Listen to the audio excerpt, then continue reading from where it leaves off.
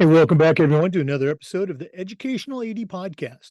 We'll be right back with today's guest, but as always, we want to give a shout out to our partners, the Global Community of Women in High School Sports, the Florida Coaches Coalition, We Coach, and Vital Signs Wall of Fame. These are four great organizations. You really should add them to your network. And now, don't hit that fast forward button. Stay with us for the next 3 minutes. Listen to our sponsorship shout outs. These are all great companies and vendors that I used as a coach or an AD. You should be using them too. Here we go. We want to start off by thanking Home Campus for their support. Home Campus is our exclusive state management and high school athlete clearance platform. It's also your one stop for scheduling, athletic registration, and a lot more. As an athletic director, I used Home Campus every single day, and it was just great. And the Home Campus staff was great to work with too. To find out more about how you can start using Home Campus at your school, all you have to do is go to homecampus.com. That's homecampus.com.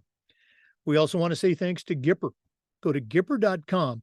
They're going to show you how to create world-class marketing content for your school's social media channel. You can do it in seconds on any device.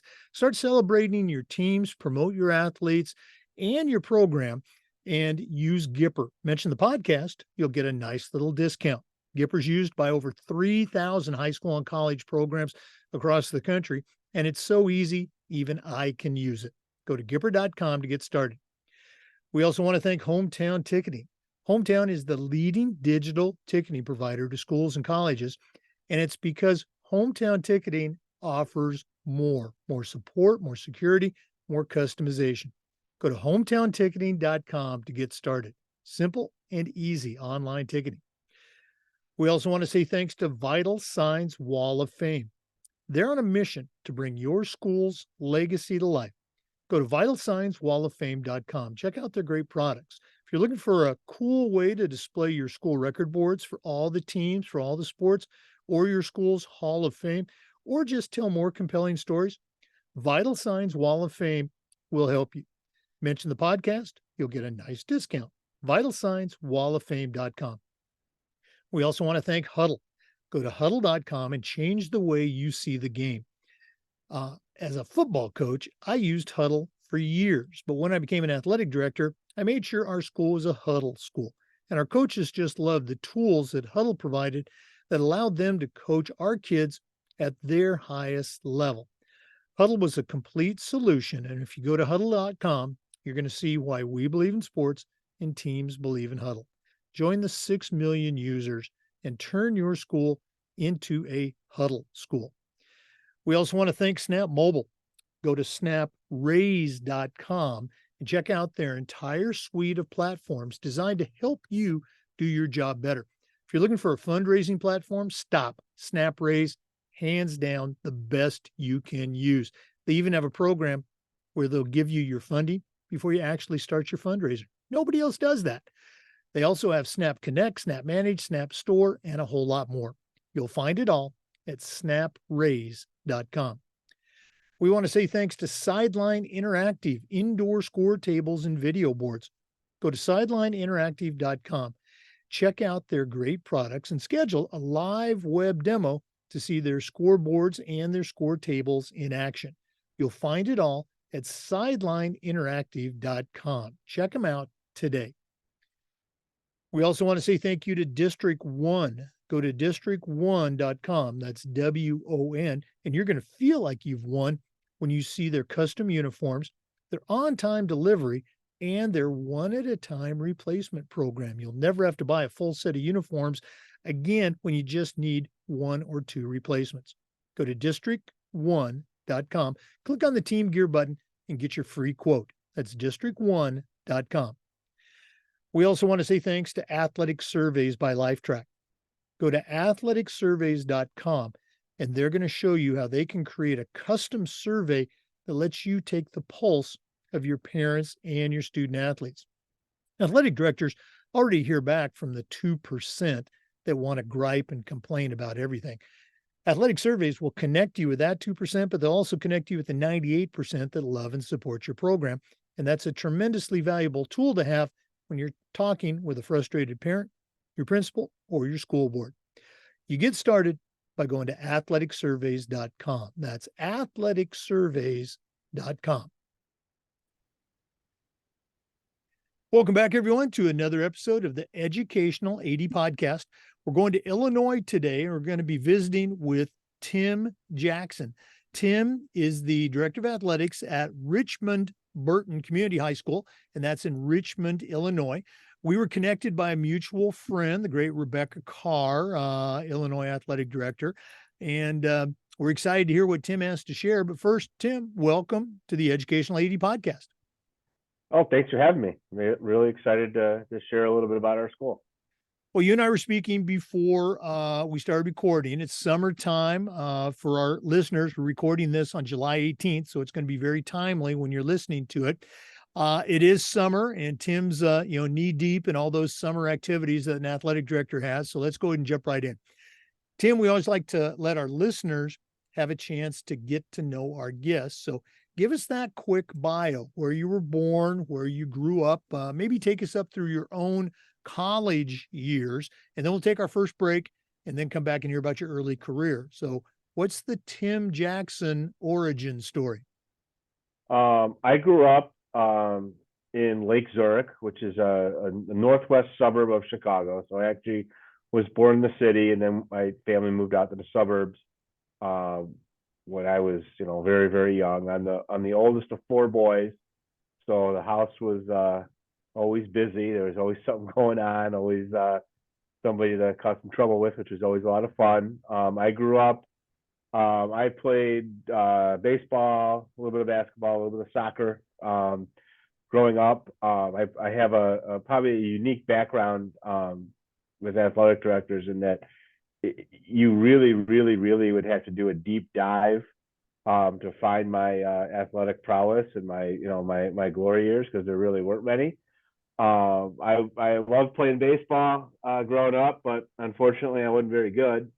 So I played Little League growing up, and then got to high school, and I went to a high school that had a really, really strong baseball program. I think when I was a senior, I think every kid that started for the baseball team when I was a senior ended up playing college baseball.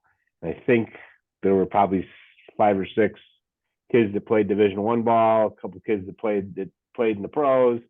So I was not going to make that team.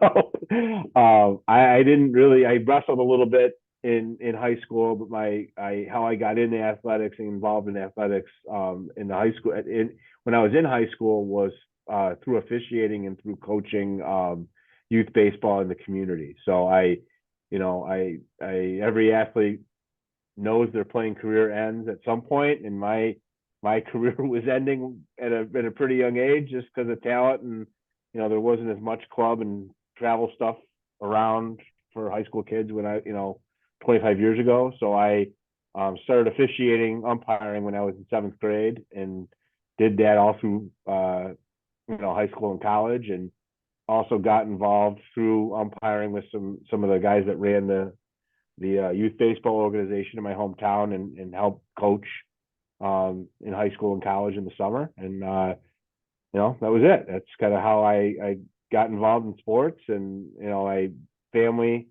the curse of my family is that we are Chicago Bears season ticket holders since before I was born. So it's both a blessing and a curse. So pretty much every conversation at the dinner table growing up was always about sports. When I met my wife and brought her home to dinner for the first time, we were talking about I think White Sox spring training, and my mom looked at my girlfriend at the time, who now is my wife, and she said, "Do you talk about anything other than sports? Because that's all I've been hearing for 25 years." So that's kind of my story. Wow. Good for you, starting out early in the officiating role. I still, I'm retired, but I've done it for years. I'm still a high school basketball referee, and I do middle school games too, but that's great. Any any stories to share from those youth officiating days? You know, we hear about those horror stories. I've never really had a horror story as an official, but anything that you can share? Yeah, I have some good, some bad, depends on what the rating on this podcast is. But you know, the story that comes to mind, I had, you know, because it started when I started officiating, it was all small town, local, you know, little league type stuff. So I, you know, most of the you know, it wasn't a huge community, so I knew a lot of the coaches. They were either my friends' parents or my, you know, family friends' parents or my brother's parents or even former coaches of mine. And there was one incident that you know, sticks out of my mind where, you know, you know, they talk about the officiating shortage now. There's always been it's really bad now, but there's always an officiating shortage. And I had, you know, I remember I was supposed to do a game at, you know, in the, like, I think probably at like noon or 1 o'clock. And I think going in my freshman year of high school, I got a call that whoever was supposed to do the game in the morning wasn't able to do it.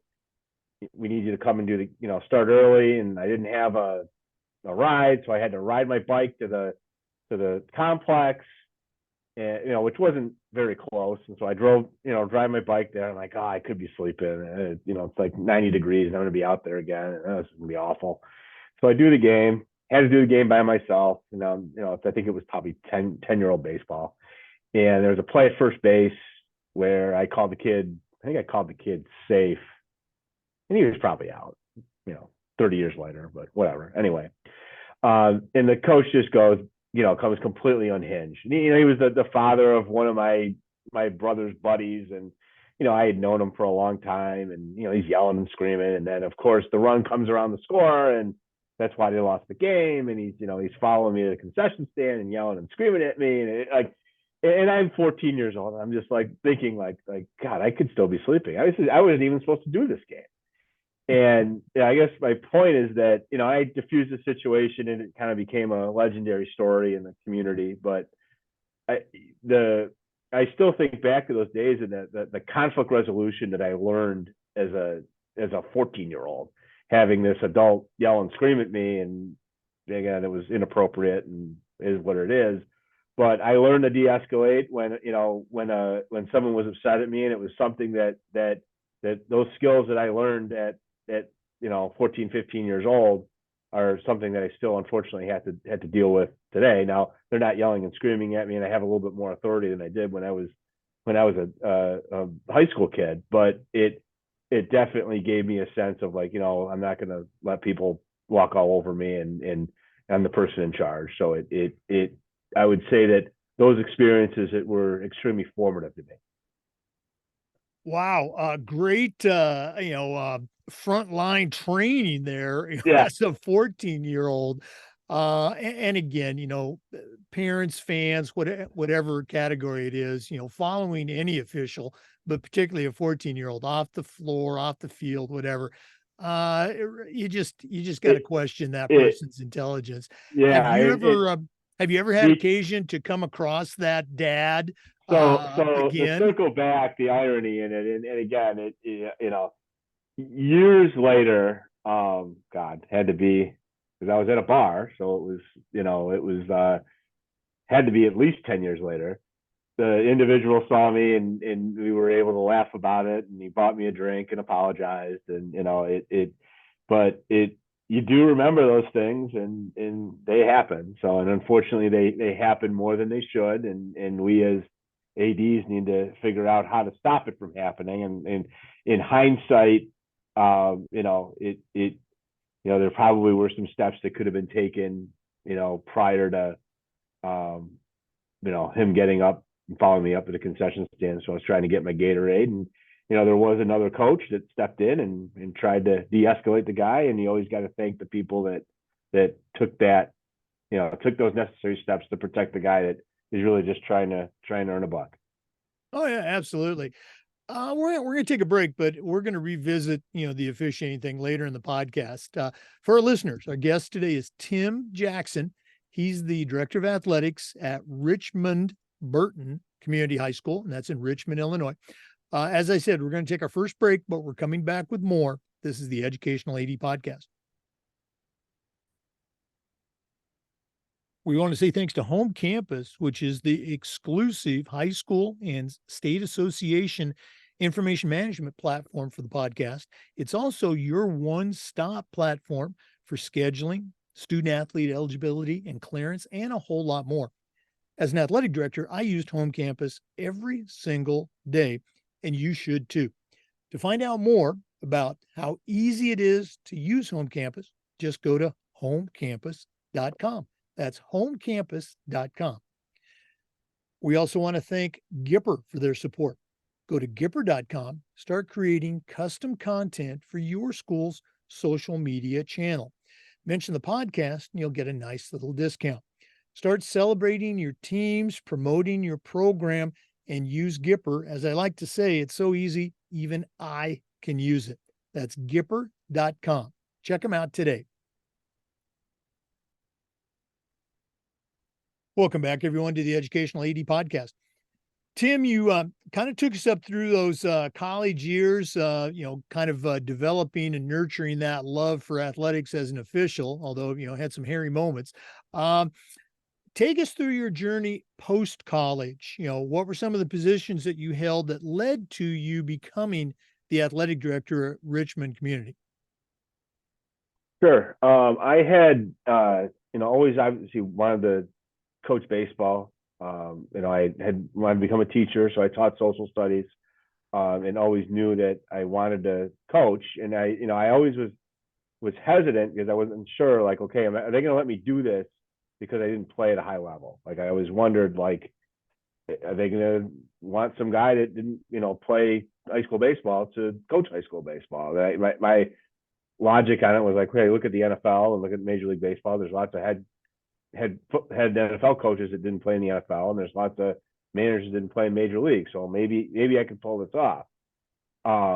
So I took a volunteer position when I was student teaching at Crystal Lake South, and helped out on the lower levels there when I was student teaching, and really enjoyed it. Obviously, I didn't get paid, but kind of got my first taste of being an assistant coach.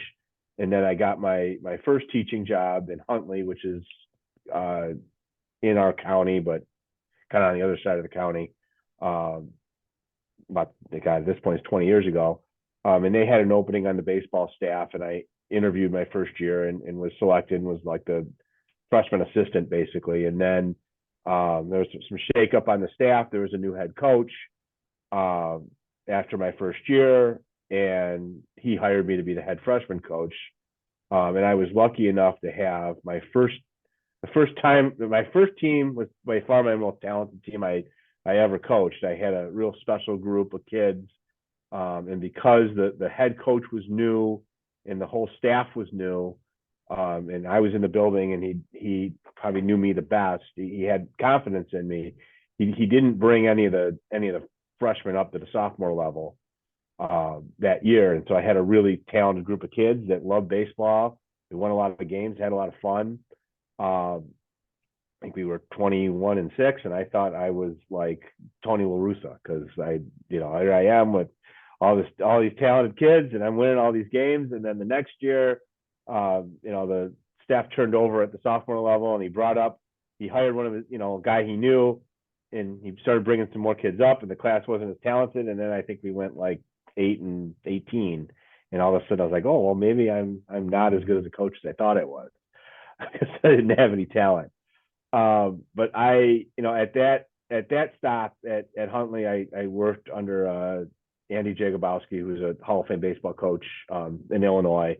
And he was the first head coach that I worked with, and I thought, okay, this is how you run a program. This is how it's done. He was highly organized, and had a program philosophy and how practice should be run, and common drills, and something that I just hadn't seen before.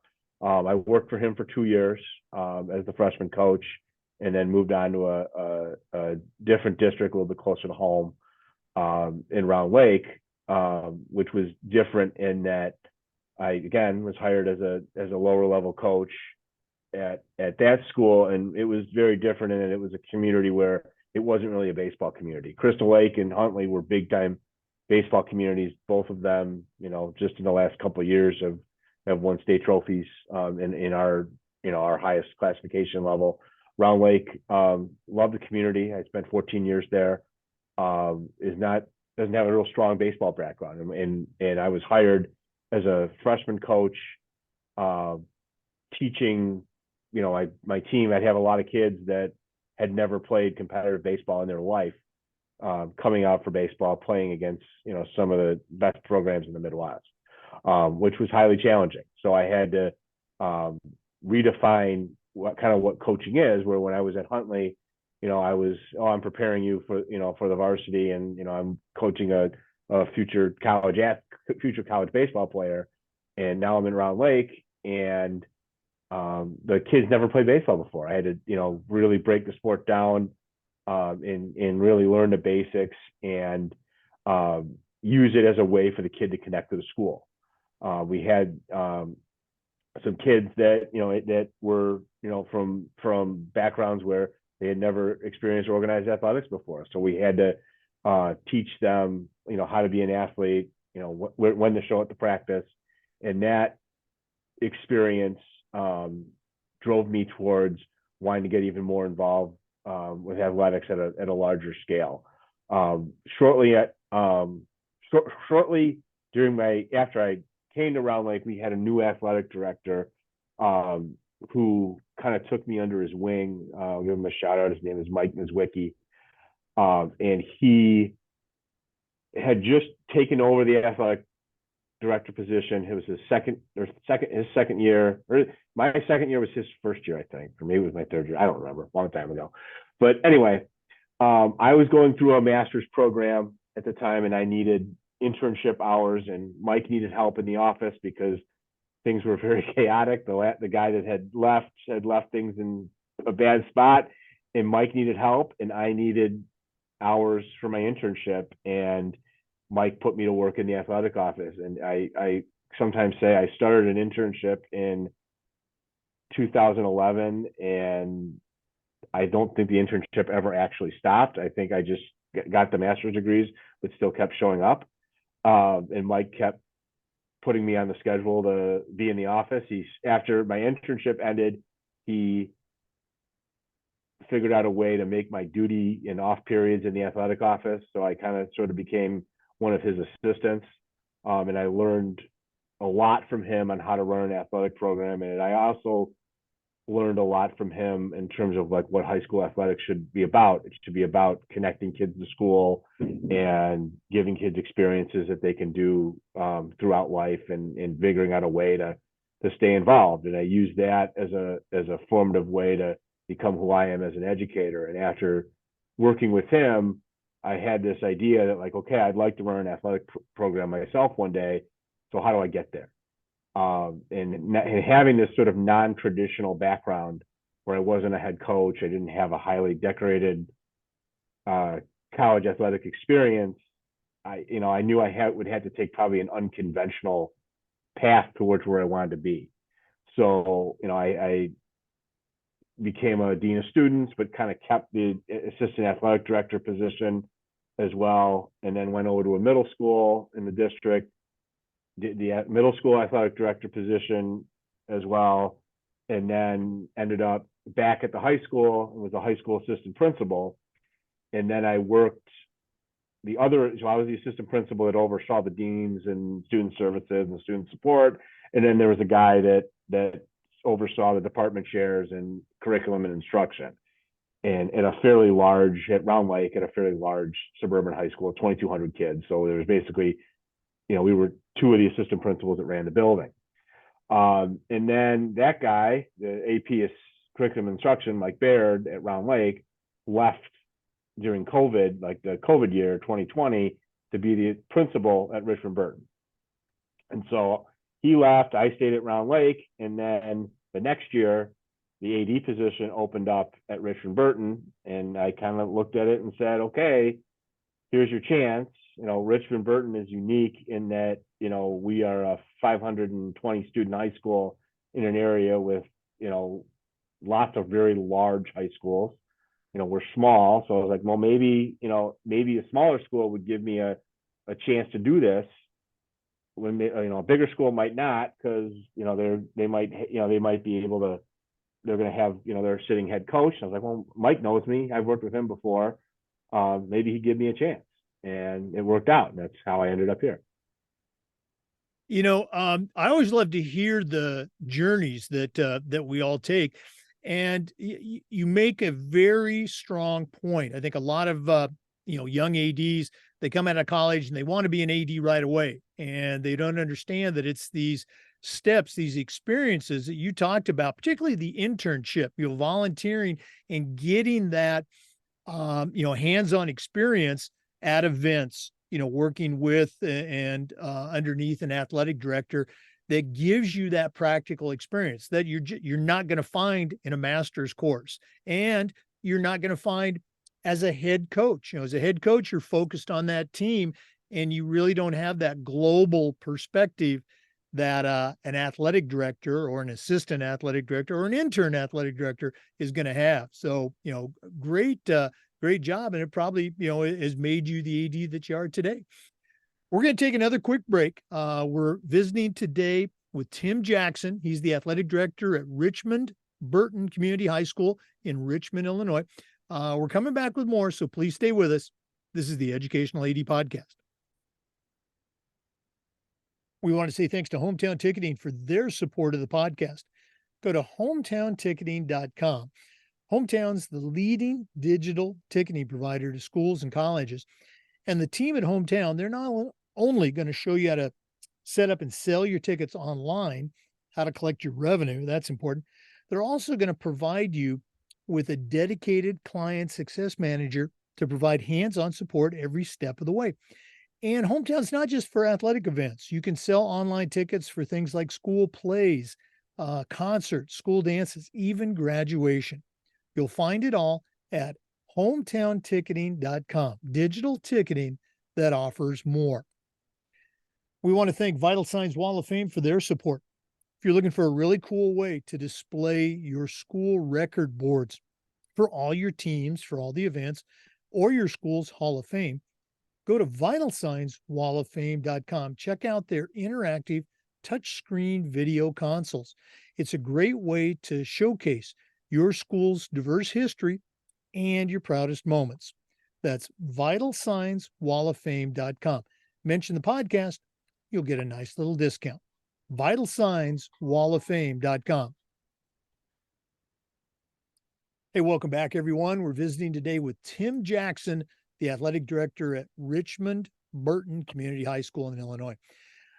Tim, one segment that I really like is where we have our guests share their journey with their state association and with the NIAAA. We're all at different points. So where are you at with your state association and NIAAA journey?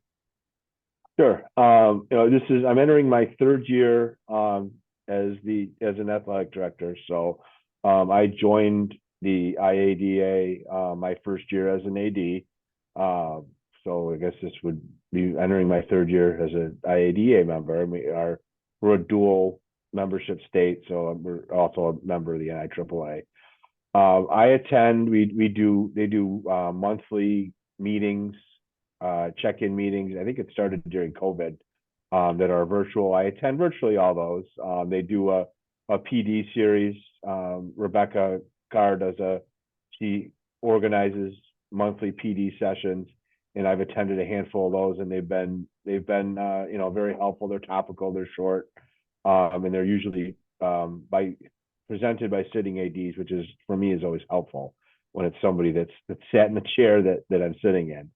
And then I also every year attend the state conference in Peoria, which is always held usually the last weekend in April, the first week in May, I forget. But those are great ways to not only get to know other ADs across the state, but also just to learn about what other schools are doing, both in state and all over the Midwest and all over the country, because we all tackle the same issues. Obviously every school is different, but we deal with the same problems and are, maybe in a different way.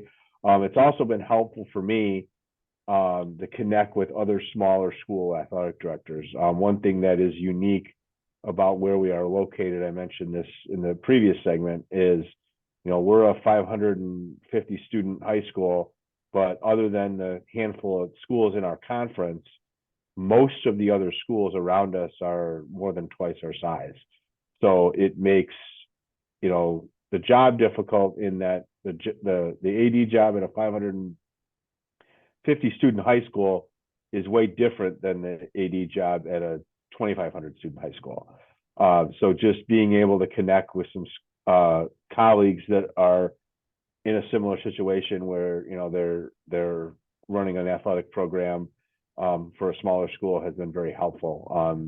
Just because sometimes if you reach out to your colleague and then a couple of communities over and they hey, how do you handle this situation? Well, I got my assistant does that, or one of my 3 secretaries does that, or I have this facilitator. Like, oh well, that'd be nice. It's really just me and my secretary, who's great, but it's really just the 2 of us that run this show, and that and so that's been helpful to make those professional connections for sure. Yeah, you bring up a great point. And most of my career was at smaller private schools as well. And I would always, tease my colleagues, some who were great friends that worked at, great big public high schools. I would say, if the 2 of us had to switch roles, I think we'd both be okay. But I think I would probably have an easier job because you're going to be doing a lot of stuff at my school that you're not used to doing. So, absolutely. Tim, you mentioned during the break that you had recently taken the LTI 508, the hazing course. And that's certainly in the news these days, with, Northwestern and other places as well. What are some things that maybe you learned from that course, or what are some things that you do right now at your school to help make sure that those challenges don't pop up for you and your coaches? Yeah, I mean, obviously it's unfortunate that we have to talk about it, but it does come up. And what we do here, what I did actually in the spring was I started this year a student leadership group where I had that each program picked 3 or 4 kids, and we ran them through some leadership training. I did it in conjunction with a couple of my head coaches during the kids' lunch periods, which was awesome to be able to sort of get some common language going and just kind of get everybody together and talk about things that are going on. And we specifically did a anti-hazing training with our leadership group in May.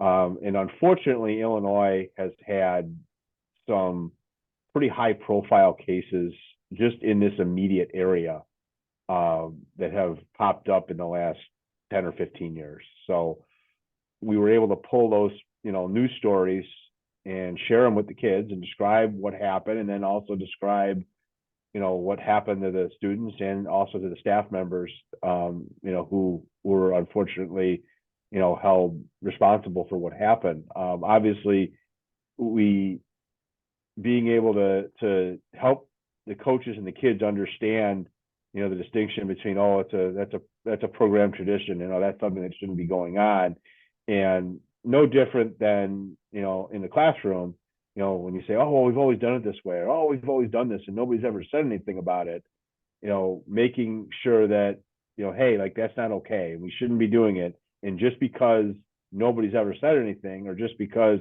we've never gotten in trouble for it, doesn't mean that it should be happening. So making sure that we have an open and honest communication with our kids. And I think in my experience in these situations is that the steps you need to take is you need to make sure that everything is monitored and make sure your locker rooms are monitored, but the other piece is you need to communicate to your kids what's appropriate and what's not appropriate, and making sure that you have a culture where this is not something that's not tolerated, and something where the kids aren't going to think, oh well, the adults are going to think it's okay, or we're going to, maybe we're not going to do this on campus, but we'll do it off campus, and it'll be okay. Making sure that you have open communication, that you build relationships with kids, so if something does come up and something is happening, it is reported and you can address it and make sure it doesn't spiral out of control, I think is the most important thing that you can do. And just for me personally, I think, we need building this coalition of kids and having this sort of revolving door of student leaders in your programs. They're the ones that are going to tell you. The kids are the ones that know that these things happen and are going to be the ones that are going to say, hey, you might want to look into this. This happened. And, you don't want, one isolated incident to end up evolving into something where kids are being put at risk and you also have the liability issue in your own personal career. You don't want it to be a career ender for your coaches or for yourself as well. Right. And you bring up two very good points. The relationships have got to exist between the AD and the coaches, between the coaches and the kids, and of course the athletic director and the students. You got to build those relationships. And you mentioned it, you have to be intentional. You have to talk about these things. This is how we roll. This is not acceptable. And then follow through when those kids, bring something to your attention. Very important. Thanks for mentioning that. Tim, we'll do this at the end of the podcast, but if one of our listeners wanted to reach out, pick your brain a little bit, maybe about organizing student leadership or just anything at all, what's the best way they can get a hold of you? Sure. This via email is probably the best way. tjackson@rbchs.com would be the best way to get a hold of me. You could also pick up the phone and give me a call. My office number is 815-678-4525. Probably the best way to go at it. All right. And again, we'll do that at the end of the podcast if you didn't get that. Our guest is Tim Jackson. He's the athletic director at Richmond Burton Community High School in Illinois. We're going to take another break, but we're coming back. This is the Educational AD Podcast. We want to say thanks to Huddle for their support of the podcast. Go to huddle.com and change the way you see the game. When I was a football coach, I used Huddle for years, and it was just fantastic. But when I became an athletic director, I made sure our school was a Huddle school, and our coaches just loved the tools that Huddle provided that allowed them to coach our kids at the highest level.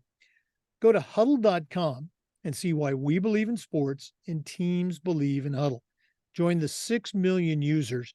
Find out how to turn your school into a Huddle school. We also want to thank our friends at Snap Mobile. Go to snapraise.com. That's snapraise.com.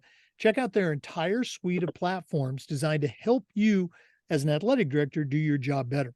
If you're looking for a fundraising platform, just stop. Go to snapraise.com. It's the best out there. They even have a program where they'll give you your funding before you actually start your fundraiser. But there's a lot more. You've got Snap Connect, Snap Store, Snap Manage. You'll find them all at snapraise.com. That's snapraise.com. Welcome back, everyone, to our visit with Tim Jackson from Richmond Burton High School. Tim, one of the things we try to do with this podcast is the idea of sharing best practices. So I'm going to put you on the spot. What are some things that you do at your school that you're particularly proud of that you would put in that category of best practices? One thing that we do here, and we're not unique. I'm not inventing the wheel here, but we have a connection where we get our kids into the building at a very young age in summer camps.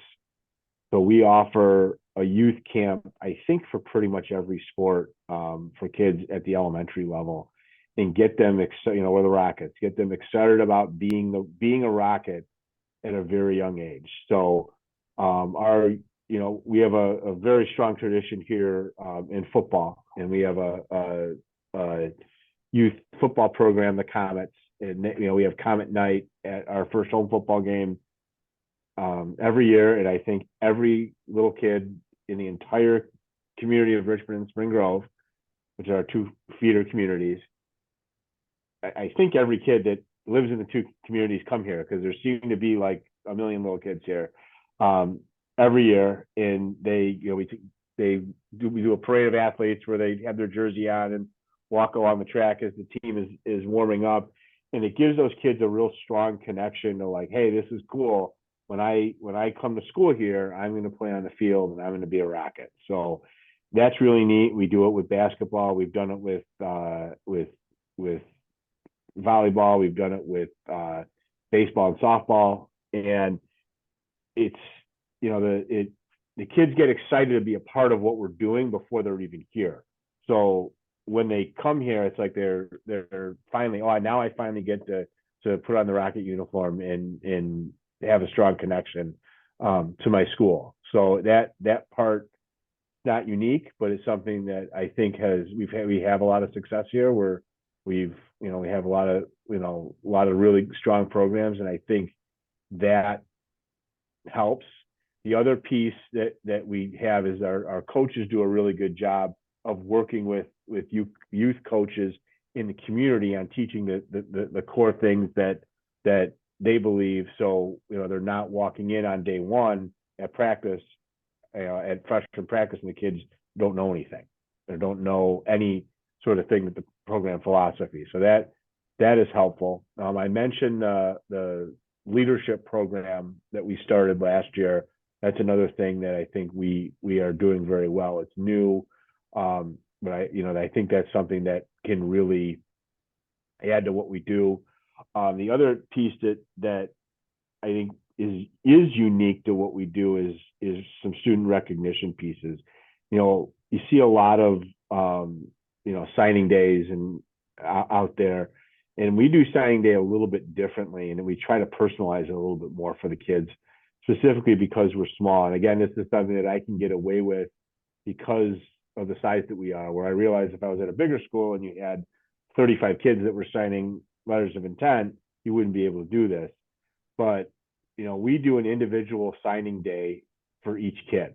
So if we bring the kid in, do an individual ceremony, they can invite anybody that they want. So if they want to invite grandma, if they want to invite their club coach, if they want to invite, we even let kids, sometimes the teachers don't like it, we even let their teammates come out of class and come down and take pictures with the kids for signing day. And it's something that we try to make it as unique and personal for the kids as we can, just because we think it's such a cool accomplishment for a kid to go on and play at the next level. And we always tell the kids, hey, like, you never know when your career is going to be over. Keep playing for as long as you can until somebody says stop. So we want to encourage that as much as we can. Boy, you were taking me back. We did exactly the same thing. We were a K through 12 school, most of the school I was at, and we would have either junior or mini in front of our mascot, Junior Crusader, Mini Falcon, for our summer sports camp. And you're absolutely right. We'd end the camp with the kids taking a picture with one of our athletes who was the coach, and also wearing the sport jersey, whatever we happen to have, to start that branding early on. Great stuff. Yeah, there was I think it was this past school year, it was a neat picture that got floated around social media that somebody showed me. Was we had some softball girls that had they had played together since they were probably in kindergarten, and they had taken a picture together in our dugout at some point when they were in elementary school. And the picture was taken, and then they you've seen this before, where they recreate the picture on senior night. And so we saw the pictures right next to each other, and it was just neat to see the kids were all there, and you could see even in the picture from whatever it would have been 10, 12 years ago, the personalities in the kids were exactly the same. You saw the one girl off to the side, kind of like annoyed that the picture was being taken. She was just, she's the same way that she is now, a great kid, but you can just tell it was pretty funny. Yeah. Oh no, those are great. Yeah. I love that. It's great to be able to document that history. Very cool stuff. There's an idea, listeners, that in good athletic director fashion, you can steal from Tim. Once again, our guest today, Tim Jackson, and he's the athletic director at Richmond Burton Community High School. We're going to take another break, but we're coming back. This is the Educational 80 Podcast.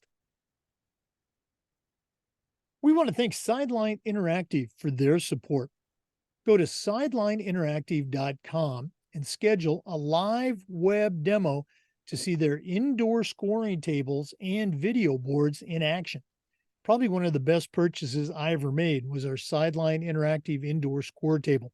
Of course, we use it for home games, but we also use it for pep rallies, for signing ceremonies. Their products are tremendously versatile, and their customer service is just outstanding. Go to sidelineinteractive.com and schedule that demo. That's sidelineinteractive.com. We also want to say thank you to District 1. Go to district1.com. That's WON. And you're going to feel like you've won when you see their custom uniforms, their on-time delivery, and their one-at-a-time replacement program. You're never going to have to order a full set of uniforms again when you just need one or two replacement pieces. Go to district1.com, click on the Team Gear button, and get your free quote. That's district1.com.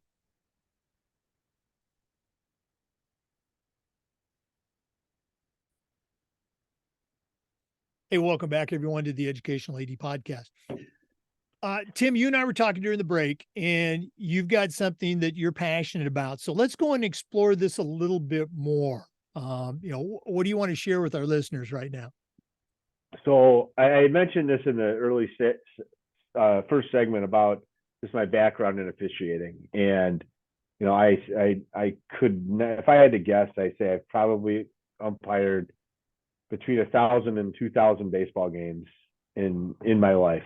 And we're at a crisis point, at least in my area in Illinois, and I know it's not unique across the country in terms of officiating, in terms of the number of officials that we have. And I think there's lots of reasons for that. Probably could have a whole podcast on why we don't have enough officials. We don't pay them enough. There's too many games being played in lots of sports at the youth level and maybe at the high school level. But one thing that we as athletic administrators can control is how we treat officials when they come to our school. We can't always control how the fans treat the officials, but we can draw a line in the sand in terms of how officials are treated and make sure that sportsmanship is emphasized. And because in the end, we have already in Illinois had to make some very painful choices in terms of moving games around. We have, we're going to have football games this year that aren't played on Friday night, and that breaks my heart because we don't have enough officials. And it's not getting better. The officials are getting older. They're retiring.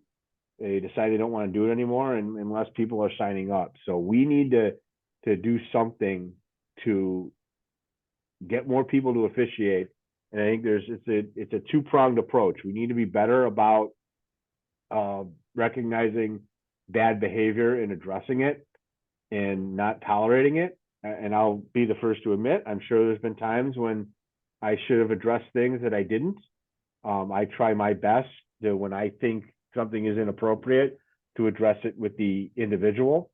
Before I was a administrator, I was a social studies teacher, and I taught government, and I was an AP government teacher. And the famous Supreme Court justice, I think it was Potter Stewart, that said about pornography, well, I can't describe it, but I know it when I see it. To me, that's inappropriate behavior towards an official. Like, you should know, if you think it's inappropriate, it probably is, and you should address it with the individual. And one way that I found, there's the immediate thing that is, okay, everybody knows that's appropriate. The guy's swearing, the guy's approaching the official after the game. You need to address that. You need to that's what you earn your salary for. You need to make sure that doesn't happen. But there's also things that you can do, to get ahead of it, and say something at parent night, and make sure that you make it a point of emphasis with your coaches to talk to their parents about it, their parent night. The other piece that I've done in the past is, if I have someone that is being an issue, and it's sort of like a persistent thing where I notice they are an issue at every game, or they were an issue at volleyball with the officials, all fall, and I never said anything. And then after the second basketball game, I was rapping about the officials at basketball. Okay, now I need to say something, because if I don't do anything, like, the guy's just going to keep doing it over and over and over again. So I think sometimes the best way to go about that guy, or mom, sometimes it's the moms, but usually it's the dads, is to, rather than address it in the moment when they're frustrated, call them the next day and say, hey, I've noticed this at the games. Have you noticed it? Do you even know that you're doing this? And that piece, and the suggestion that I've had for some of those sort of passive aggressive, almost more annoying people, is you tell them, hey, I get that you can't, you're going to tell me you can't help yourself. Don't sit in the front row. Sit in the back. Sit all the way at the top of the bleachers. And if you want to muddle comments to yourself about the officials, nobody can cheer you. But, what we allow is what we tolerate. And what we tolerate is what we think is okay. So addressing the behavior of the fans is really important. And officials notice. They do. I've had officials come up to me and say, hey, at least you tried. Maybe you didn't do anything, but at least you tried. The other piece, I think, in terms of really addressing the issue, is getting more people to officiate. And I think I can just use my own experience as an example, is that every year, in the last segment, I talked about the college athletes, signing letters of intent. We have kids that spend their life playing sports to go on to college. And there's a very small percentage of that do that. There's also a large percentage of kids that really like sports and like playing sports that aren't going to play in college. And you know what college kids need? It's money. And I think that is an untapped resource for officials, is the kids that are done playing at a competitive level at 18, 19 years old that could then come back and officiate. And I think encouraging and getting more of those kids to officiate, they're the people that are going to have the availability to do it on the nights and the weekends. Now, maybe they don't want to, because I get that when I'm in college, they may not want to work on the nights and the weekends. But, you can make, pretty decent money officiating. And it's not always a bad way to earn a buck when you're in college. I'm going to give a shout out to my umpire organization, and I'm still sort of a emeritus member of the Fox Alley Blues, which is one of the best officials organizations in the country. We have a youth umpire training program where we take high school kids that have a interest in officiating and go through some very extensive training program in the winter, and then get them on the field in the spring. Because that, as an official, that's the piece that's missing, is that guys sign up to officiate. They, whether it's a college kid, a high school kid, or an adult, maybe it's a dad that's coached youth sports. Oh, I'm going to officiate. They sign up. There's no training. They take a rule book quiz, and then they go officiate a game, and they've never done it before. They're probably by themselves, and they've received no training. Well, figuring out a way to get these people trained. So we're small, so we don't really have the ability to do it, but I know there's schools in the area that are intertwining their PE curriculum and using PE curriculum to get kids certified to officiate. And to me, that's a path to this officiating shortage, is getting young people involved in officiating and saying, hey, this is a great way to stay connected to your sport that you're not going to be able to play anymore at some point. You can get paid to do it. You can do it when you want it and when you don't want it. And I look at myself as an example, is that I think I officiated my first baseball game in 1993. So that was 30 years ago. And I've done it on and off for 30 years. So I didn't do a game this summer. First year in, I think, 13 or 14 years, I didn't do a game, but I have done it on and off for 30 years. And it's always a way that, hey, if I ever feel a connection that I need to get on a baseball field, I can do that. If I'm ever in a situation where I need to make $1,500 in a short period of time,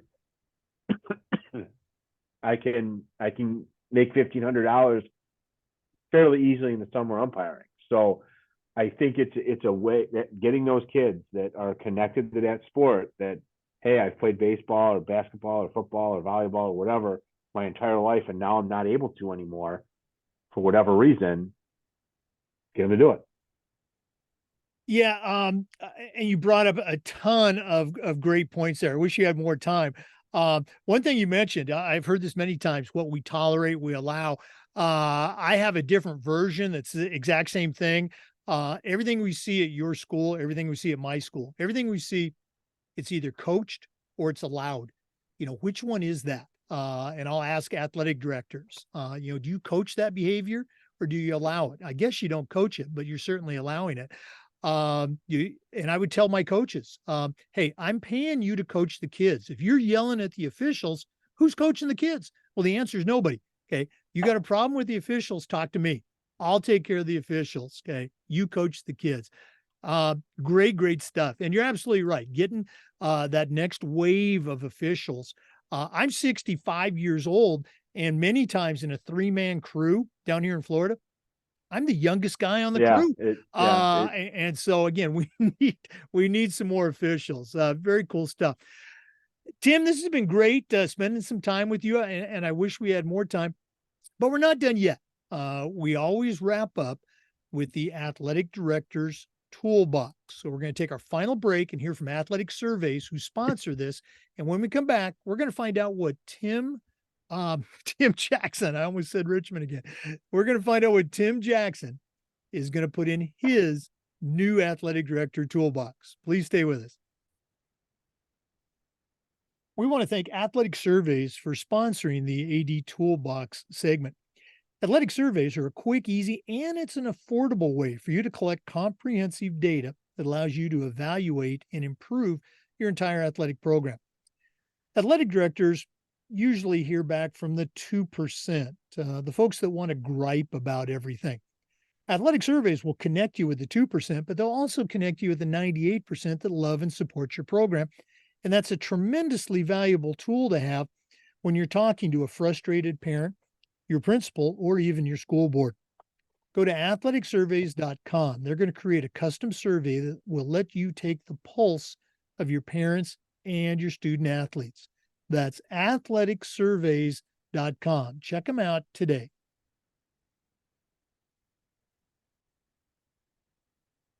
Well, it's that time of the podcast. We've been visiting today with Tim Jackson. He's the athletic director at Richmond Burton Community High School, and that's in Richmond, Illinois. Certainly knows his way around the world of athletics, but right now I'm going to challenge him to send out a brand new AD on the very first job, but I'm only going to let him put 3 items in that toolbox. So, Tim, what 3 items are going to go into your new athletic director toolbox? The first one that jumps to mind is making sure that you have a set time to meet with every single head coach on a regular basis. And when I say, regular basis, but you need to schedule it, and it needs to be on the calendar, and make sure that it's a priority and it's something that is your sacred time, with that coach. And some coaches will need it. For example, one of my head coaches, we have a weekly meeting. I schedule them at the beginning of the year, and I say they're weekly, and I send out a calendar invite. And one of my coaches, and in season, usually people are pretty good about showing up. And I have some coaches that take the entire 45 minutes and we talk about their sport or whatever it is. And some people call me before the meeting. Hey, I don't have anything this week. You need to meet with me? No, I'm good. Okay. Thanks for checking in. And I have one coach that even like in the off season, he likes to meet, but making sure that you have that meeting on the calendar is really important so that the coaches know no matter what happens, there is a time that, they can nail you down for an extended period of time. To piggyback on that, kind of to communication with your coaches, is that you need to be available for your coaches and making sure that they know that they can reach out to you when they need your help. And I always say, don't apologize if you send me a text on the weekends. Like, that's what I get paid for. So I get that people have boundaries, and I get that. I'm not trying to say that we're on call 24 hours a day, but you need to be available for your coaches, because when things happen, you need to trust your coach that when he or she reaches out to you off hours, that they're doing it for a reason, that they're not doing it, we lost the Marengo again, and it's really frustrating, and the official was bad, and Johnny's dad's mad at me again. Like if they're calling you on the weekend or texting you, hey, I need to talk to you, that it's important that you need to figure out a way to allow that to happen. The second piece that I think new athletic directors need is to make sure that you're, visible in the school and that people know who you are, and you need to own the athletic department. I always say that being the AD is like almost like when the kids leave the building, you're the principal. So everything that happens after school is on your watch. So making sure that people know who you are, know how to get a hold of you, and know that you're responsible for athletics is really important. And the third thing that I would say is, remember why you're here, remember why you do this. You're doing this for kids and to give kids a positive experience, and that this is important. The best thing, I was really lucky my first year as an athletic director in that in the spring, our baseball team lost in the state championship game. Our girls soccer team lost in the state championship game. Our softball team lost to the state champion in the final 8. So we all in like a 2-week period of time. And it was unbelievably busy, unbelievably crazy. We also had a relay team at the state track meet that got second, all in it was like the craziest 10 days I've ever experienced in my life. But it was also a 10-day period that was probably the most fun I've had professionally in my life. You got to enjoy this and go, like if your team goes downstate, figure out a way to go. You got to be there. It doesn't happen every year. Now, my first year, it did happen. I think I made 4 or 5 trips downstate in like a 6-month period. But those are that's the fun part. That's the part that, that's when you're at a basketball game on a Tuesday night and a Wednesday night back to back in February. And it's 15 below outside, and you're getting home at 9:30 at night. That's the payoff, is being able to experience those fun things and plan the recognition and be able to see the students' success. And 2 of the most fun experiences I had was, I was an extra chaperone when we went downstate for softball, when we went for cheer, and just being able to see the kids interact with each other. And I did it with baseball too. It's a great experience. Just enjoy it. And you get you don't get to repeat all these things. And I always say at the beginning of each season is these kids only get to do it once. So we as educators, like I have I'm entering my 20th year. It's my 20th first day of school. And, these kids, especially the seniors, they only get to do this once. And I think people were reminded in COVID when some of the things that we took for granted were halted and kind of taken away from us. These kids only get to do it once. So it's our job to make sure it's celebrated and that it's as a positive experience as we can, because that's our responsibility. Yeah, I don't think there's another job out there that provides as much fun, true fun, that we get. We get paid to go to games and paid to hang out with kids and coaches. And I love your part about setting up intentional time to meet with the coaches. Great stuff. Tim, if one of our listeners wants to reach out, pick your brain a little bit, and listeners, I think you got a good resource here. What's the best way to get a hold of you? Sure. Probably the best way is through email, which is tjackson@rbchs.com. I check that pretty religiously. Also could give me a call on my phone here at school, 815-678-4525. And then I think I've gotten like 2 direct messages on Twitter since I set up my Twitter, but usually they're from kids asking me what time the game starts. And that is this is Twitter, @Mr. Jackson_RB on Twitter. All right. I'm writing that down, @Mr. Jackson_RB. Oh, sorry, I had it wrong. @Mr. Jackson_RBCHSAD. So I don't even know my own Twitter handle, whatever it's called. There you go. Hey, no worries. Okay. Tim, thanks again for sharing with us. All the best for this summer and with the coming fall seasons. Sounds good. Thank you. For listeners, we do this just about every day, and we upload the Zoom recordings to the Educational AD Podcast YouTube channel. We appreciate you listening. Come back again next time for another great episode. of the Educational AD Podcast. We'll see you next time.